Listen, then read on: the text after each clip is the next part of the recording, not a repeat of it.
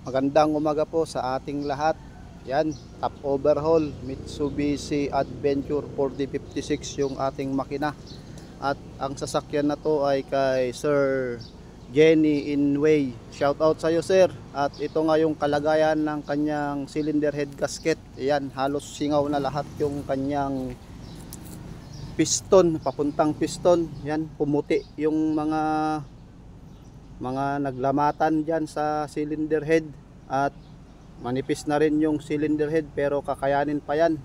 Hindi pa naman sumagad yung reface nya, pero ito mukhang na top overhaul na to. At dito ay nag-grind na yung kanyang balbula para iwas sa singaw.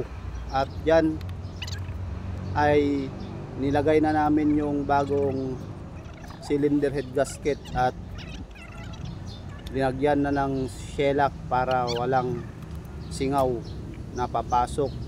Yung nagsasalita lang ang may singaw. At pagkalagay ng cylinder head gasket, nilagay na yung kanyang cylinder head assembly. So yan na, at pinag-iirot na yung mga cylinder head bolt dito. Fast forward tayo dito at pagkatapos binaril yung mga cylinder head bolt ay tinorque wrench na. At dahil sa tinorque wrench namin para pantay-pantay yung kanyang higpit, hindi gaya nung dating nag-top overhaul parang may sili yung quit. At dito ay in-start namin, kaso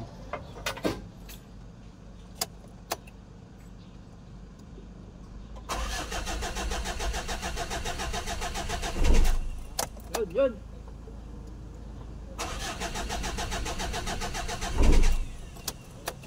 ayaw umandar yung makina. At dahil dyan, pinainit namin yung dating cylinder head para umandar lang itong makinang ito. Gawa ng nalamigan siguro yung kanyang cylinder head at yung makina. At pagkatapos nun, fast forward, linagay na namin yung Mountain Dew. Yun na, Sir Mike. Oh. Inumin mo. Inumin mo. Ayan. Minom muna yung aming biik bago yung radiator. Baka sumakit yung tiyan niya. Baka sumakit yung makina. Kaya siya munang maunang magtikim. Baka hindi umandar. Ay, hindi na pala biik ito, takong na. Bulog pala to, bulog. Bulog pala. Bula. Bula para maya. Siyempre, inuna nang ininom yung distilled water para hindi daw sumakit yung makina. At dito, fast forward, pina-start na namin dito at ayaw talagang umistart. Kumuha kami ng makapal na wire at dinirect namin yung kanyang glow plug papuntang battery. So yan, at pina-start na namin dito hanggang sa umistart yung makina. So nung umistart na yung makina, tuloy-tuloy na yung andar ng kanyang makina.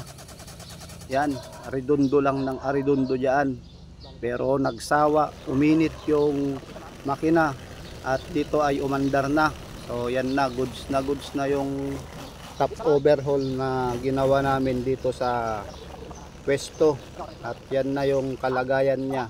Ayan, rinebreb ko na yan para magkaalaman kung bubulwak pa ba yung tubig. Pero sa awa ng Diyos ay umandar din yung makina. Talagang prayers lang talaga yung kailangan at para umandar yung makina. So yan na, very good na. At pagkatapos umandar ang makina ay nag-road test kami sa kalagitnaan ng bundok sa papuntang Kasibu. So yan na po yung pinuntahan naming nag-road testan para masubukan talaga kung gaano nga ba katatag at katibay yung aming gawa. Bayad. Yan, bayad ng service ng sasakyan. Ulit ba? Nagkakahalaga ng 8K. Tata? Oh? Ang hinakas to, sir. At dito ay nakahingi kami ng manok. Ulik ba ang tawag dito? Ito daw ay gamot.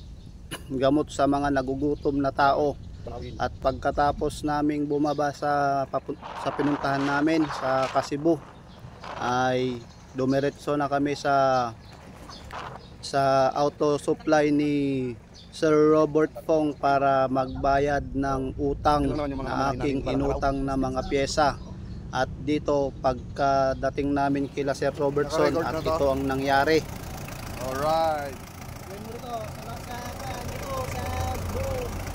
Ganyan? Oh. Oh, wala nang pressure. Galing pa ng bundok yan. Kitang-kita Ito lang yan, naman Mike sa video, Mechanic. talagang walang Pasyal na kayo, ka-pressure. Old So it Terminal. means very good yung ating gawa. So Unit. salamat po sa panonood and paki-like and follow na lang po ako. Thank you.